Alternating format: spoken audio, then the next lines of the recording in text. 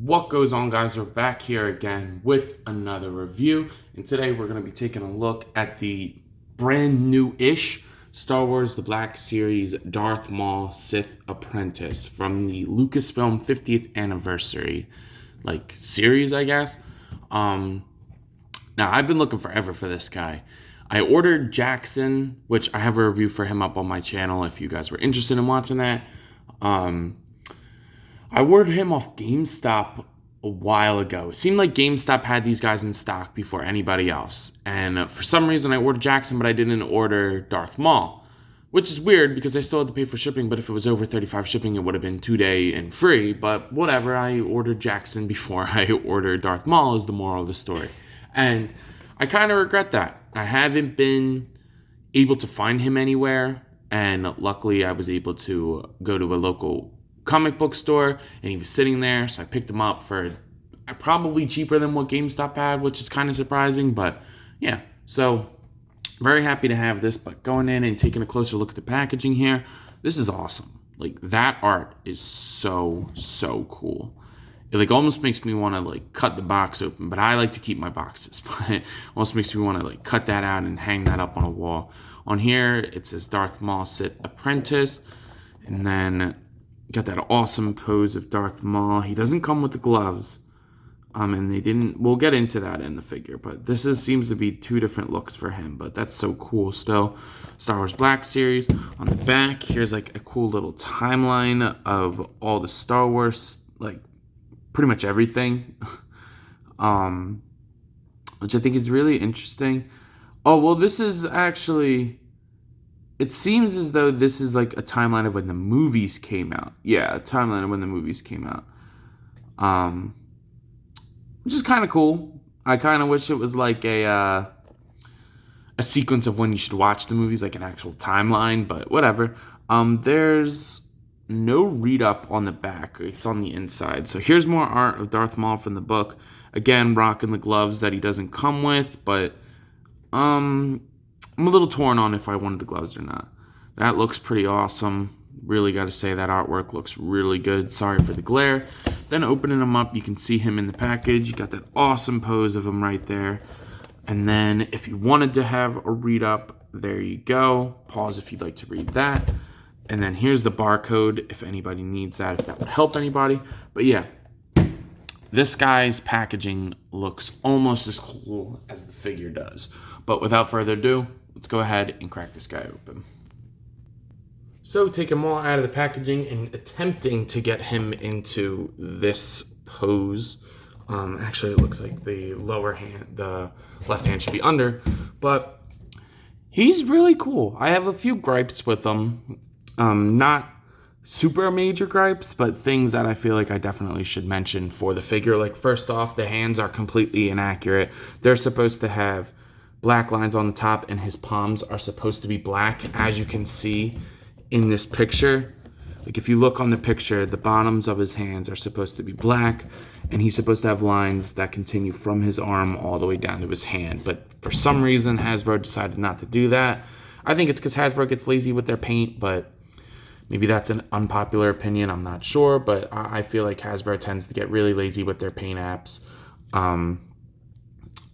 Their sculpts and articulation and character selection are awesome, but I feel like sometimes they get lazy with the paint. But, even aside from that, I think it's really cool. I saw somebody find black cuffs and black gloves from another figure and popped it on here, and it made it look a little bit cooler. So I might try to do that if I have some spare parts or know the figure that they did that with. But to be honest, I'm not completely worried about it. So starting off the bat, I think that's a little bit of a bummer.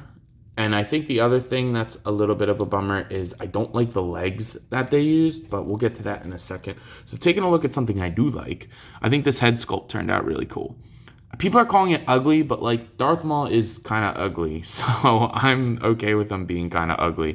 He looks like what he's supposed to look like, and they went all out with the face print on this guy. They got the dirty teeth. They painted all of it. I know I was just talking about how lazy their paint is, but I like that they did red and the bone color all around all the ossicones on his head or horns or whatever they're called. I really, really like that. The face paint that is there is pretty clean. The neck should have paint on it. There should be a little bit of like red in there, and his shoulders should be red too, as far as I know.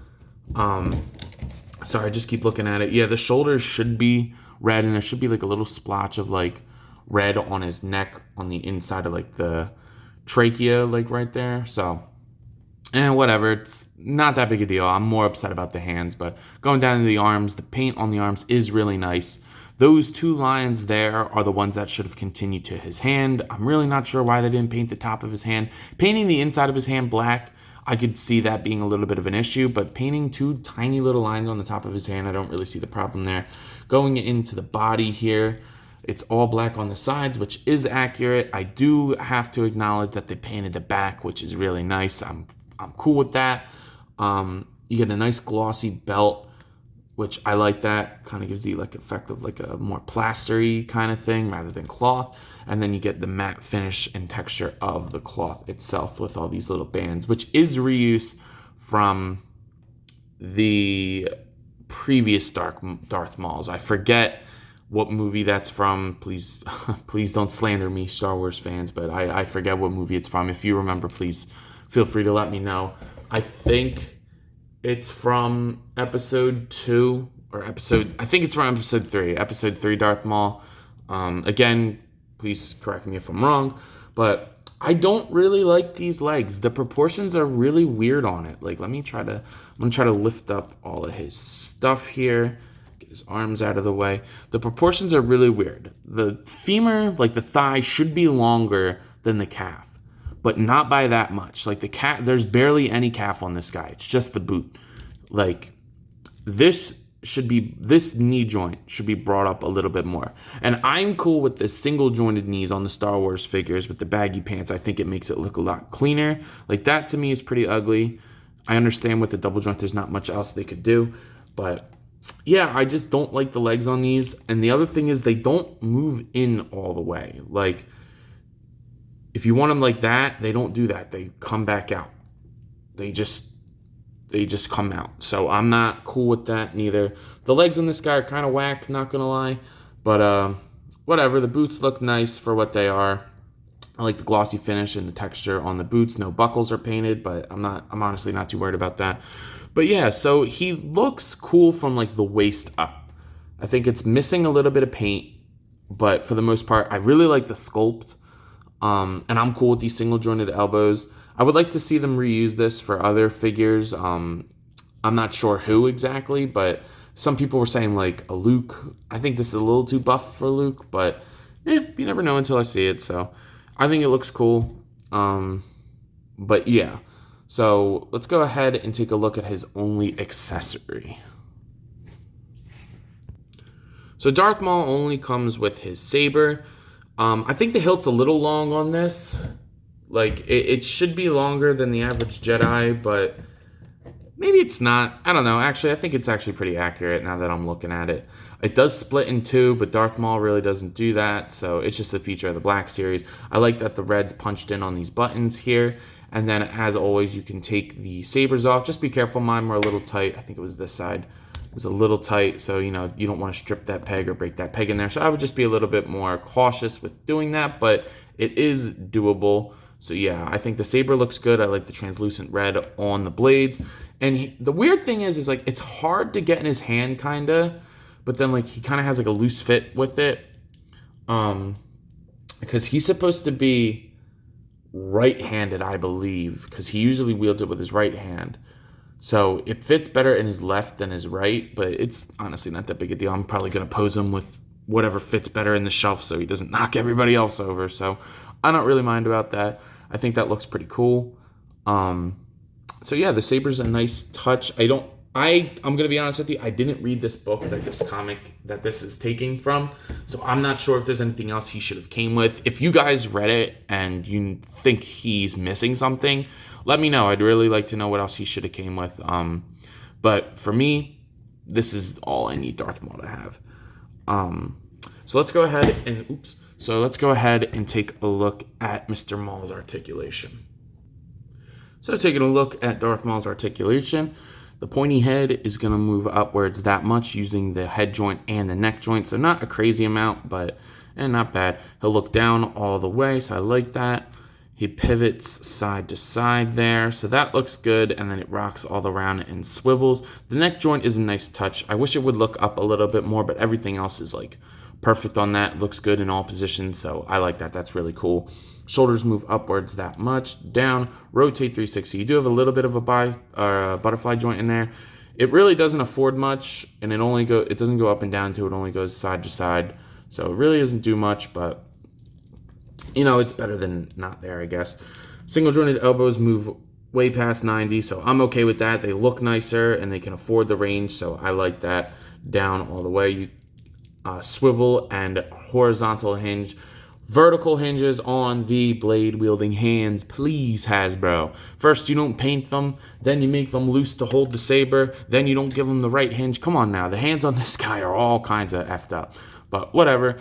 Diaphragm joint works really nice. He'll crunch forward that much, back that much. You do get a nice side-to-side pivot. It does swivel, and there's like these like soft detents in here that like hold the pose but like don't click, and I like that a lot. That feels very high quality, so I'm really happy with that. That looks nice, and the paint goes all the way through.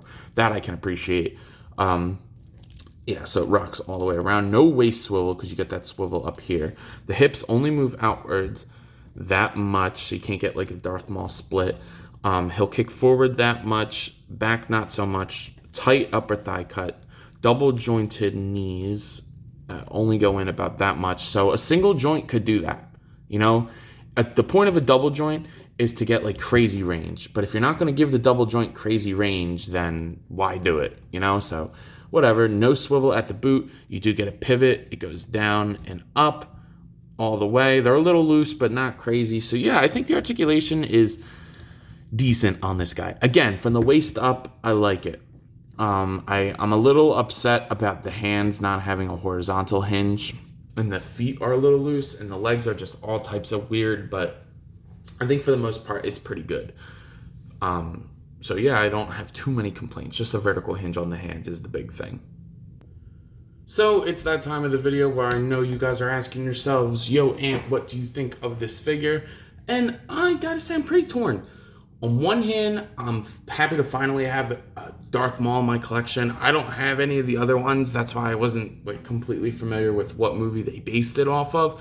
And we don't have a Clone Wars Darth Maul quite yet. A Season 7 one would be cool. But like I said, I'm a character collector. I only need one definitive version of each. And I thought this figure looks cool. This is when he was the apprentice. I don't know who his Sith Master was. I like Star Wars a lot. I'm a big Star Wars fan, but I'm not too in tune with the lore. My buddy is. He knows like all of it. So for that, I gotta commend him on that. I've seen every Star Wars thing ever put out, but I haven't read any books.